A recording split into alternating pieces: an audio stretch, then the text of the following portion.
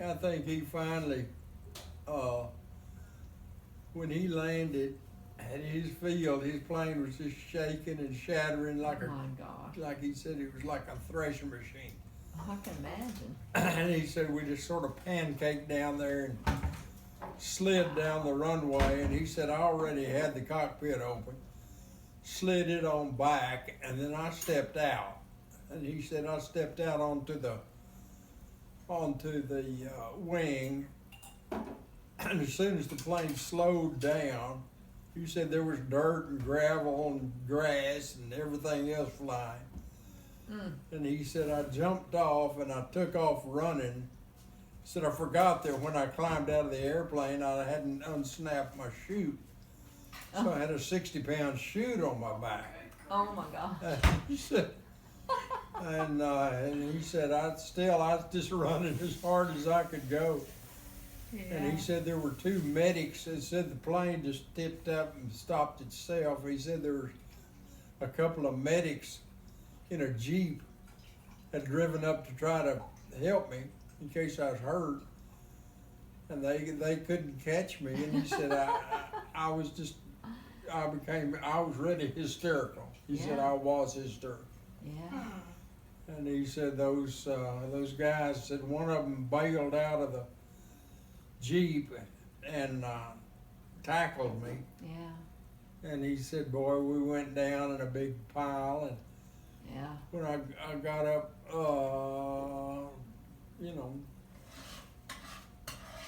more or less, well, he said he had me, and he said one of them jumped out the other side and said they gave me a cigarette. He lit a cigarette, he handed it to me. He said I couldn't even hold it in my mouth. Oh, I'm sure he was just shaking. He said I was shaking so bad. Wow. And Can said you one of them imagine was, 5? while they were doing that, they sliding the sleeve on my arm, getting my jacket, and he put a needle into my arm. And he said, I don't remember anything after that. He said, I Yeah. pretty well conked out. Said they took me to the hospital and they had me full of morphine. But they checked me out and said I didn't have any scratches on me. I wasn't hurt. That's something. And he said, that suited me fine to come home without a Purple Heart. Yeah. And he said, but he said it was the next morning. He said this guy came in. It was my flight engineer, and he said he was carrying this box, cardboard box, and small cardboard box. And he said, I asked him, I said, what you got? And he said, well, these are the usable parts that we were able to cannibalize out of your airplane. Wow. And we can use them again. And That's my crazy. uncle said, well, what do you have? And he said, well, we got your rear view mirror. They didn't hit that. He said, we got your clock. Yeah. They didn't get that. And he said, we got your, I don't know. But he said they went around and they chalked my airplane with chalk marks around all of the bullet holes. Wow. And he said it was, said one of them was I forget what it was. It was I don't know if maybe if after that mission is when he was awarded one of these medals. It could be. I don't know. I The can't air remember. medal or He got one of them for when he bailed out. yeah. That's the one that comes to my mind because he talks Bailed about out it in one over of the those, and over the Dover? English, yeah, Over the cliffs of Dover. right, yeah, he bailed out over the Yeah. English countryside, and Yeah. because he'd lost one of his shoes and he was really Yeah. mad because it was a brand new shoe. Yeah, he said that when they bailed out, of that other airplane. He said that said it was going to go in, or he was coming in to England at an altitude that was lower than England. And he said, That's not good. and so he said, I stood up in I had seen a thing that tell you how to get out if you don't have control. If you're just trying to hold it level and flat, and he said, I kind of stood up on the seat and then put my feet up on the sides of the cockpit, For heaven's sake. and he said, and then just jumped, turned loose of the stick, and he said when he did, said the nose just dropped immediately. Wow. He said the vertical stabilizer, you know what that is? Yeah, I do. You do, I know Yeah. you do. Yeah. That's the vertical stabilizer was. He said it looked like it passed right between my legs. He said Wow. it just went. That's my first thought when you said it Right did there. that. He said 6 inches either way it would have hit one of my knees.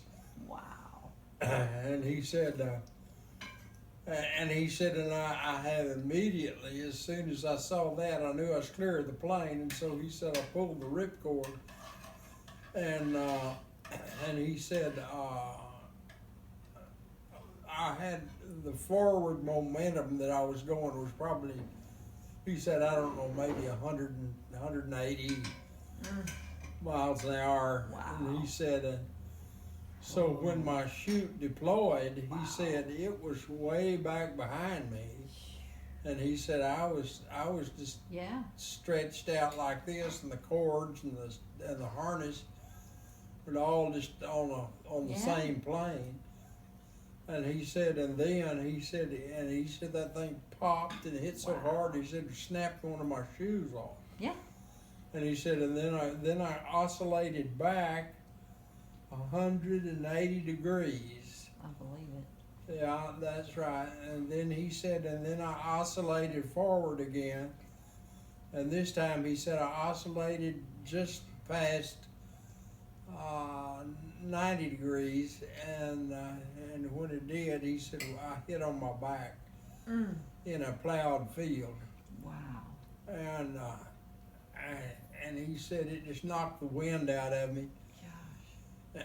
And I was just lying there in the dirt, and he said I was thinking, well, you know, I'm clear of the plane, if I just live through this. Yeah. And he said, I don't know. He said I surely didn't. That chute did not have very much time No. to break my fall. Yeah. He said it got maybe, you know, one grab at first, Yeah. and then I don't know that I ever thought about or knew or remembered that it was coming up over where it would be so Yeah. close to the ground that he was Yeah. actually. yeah, coming it in. was I like just didn't- I don't when think I you knew passed that. over the shoreline, Yeah. you immediately lost Right. about 500 feet Right. There'd be a altitude. clip. Right. You know, and Yeah. I don't They- think I just didn't remember that part of the story at all. Wow. he used to say there's three useless things. No, a friend of mine told me this, but it certainly applies. And the three most useless things to a pilot. Yes. You know, one of them is a runway that's behind you, Yes. and one of them is air in the gas tank. Yes. And I forget what the other. Oh, now come on. You'll think of it in a minute. I'll think of it in a minute. Oh, Ah, I love you so but much. anyway, he said I that. just love you so much. He said that. I'm just gonna pop over here. Well, he made several landings in that condition. Oh, mercy. Anyway, It sounds like he had some. well, so really he finally, he said he sat up, It wasn't just and one his he time sat or up, and he whatever. got his It's not. rolled over and got his chute under control. Mm-hmm. And he said he saw a vehicle coming out across The field? the field there where he was, Yeah. and said it was one or two guys in a steam powered car. He said he smoked. He said the thing's smoking like a train. And he said they helped me gather up my chute and stuff, and we looked around a little bit for my shoe, but we never did find it. And It was right put out on well, that shoe. Yeah. so he said I It's just funny had to to, hear his Like Yeah, that and the was a story big said, deal. it said that shoe cost him $11.50. And the daddy's account of it is not that Not detailed. that as detailed as yours, but his account of it is in a little interview in one of these articles, and it was pretty funny. He was talking about the cost of the shoe, kind of, So you know, he said, kind I'm of most put out. upset about my $11.50 shoe I Yeah. just bought. I'll have to let you read the article. We'll pull it out for you a little bit. Oh my god.